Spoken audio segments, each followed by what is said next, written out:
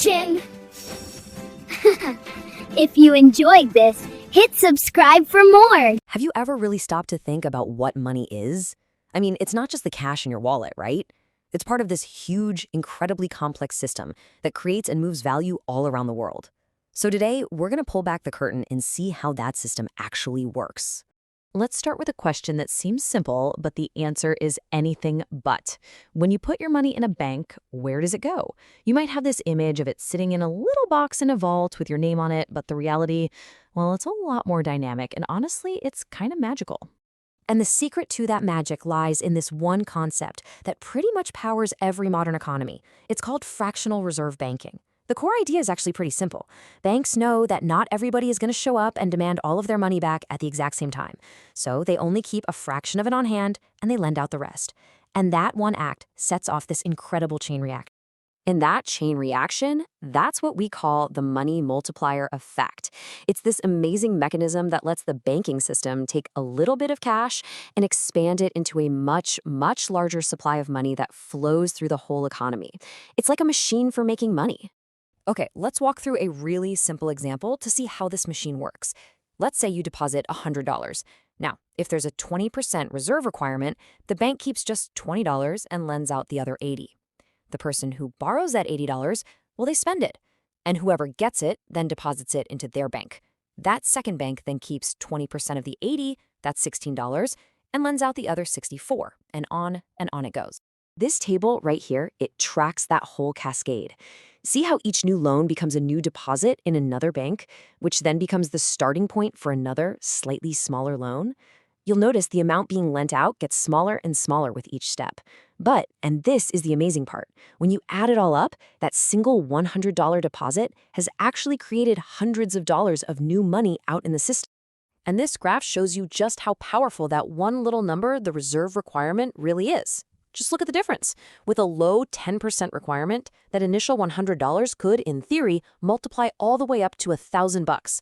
But if you crank that requirement up to 50%, the total only gets to $200. A tiny little tweak to one variable sends this massive ripple effect across the entire economy. But, this money-making machine isn't foolproof. It has a couple of key vulnerabilities.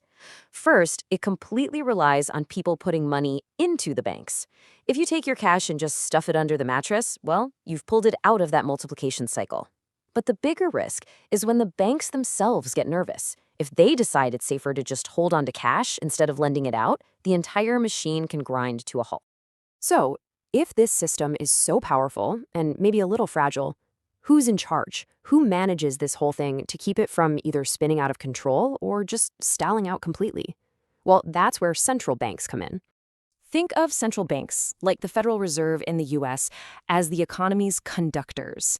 They don't just set the rules like the reserve requirement.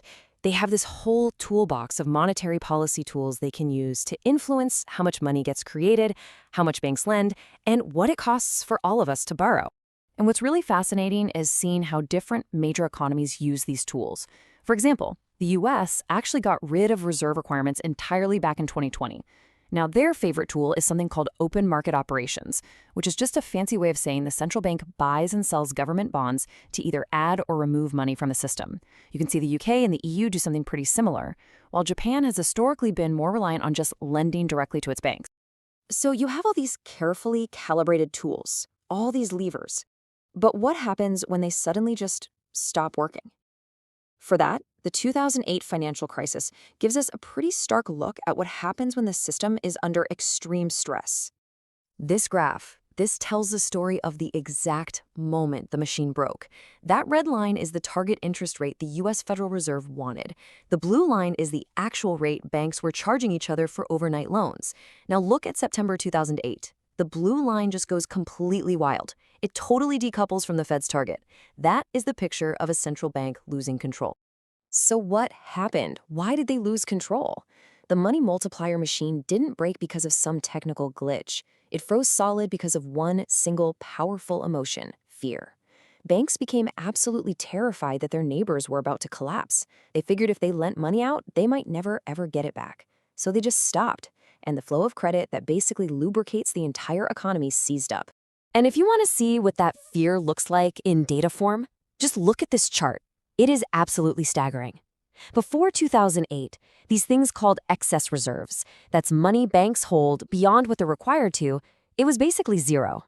And then, look at that spike. It is almost a perfectly vertical line. That's the visual of fear paralyzing an entire financial system. And to put a number on that spike, it's just jaw-dropping. In the weeks right after Lehman Brothers went bankrupt, the amount of money banks were just sitting on, hoarding, skyrocketed from less than $10 billion to over $300 billion. The money multiplier had slammed into reverse. Instead of creating money, the system was actively hoarding it. And this right here gets to the absolute heart of the problem for central bankers. All their tools, they depend entirely on the banks being willing to play along. The Fed can open the taps and pump billions of dollars into the system, but if the banks are too scared to lend that money out, it's like pushing on a string. The money just sits there and nothing happens.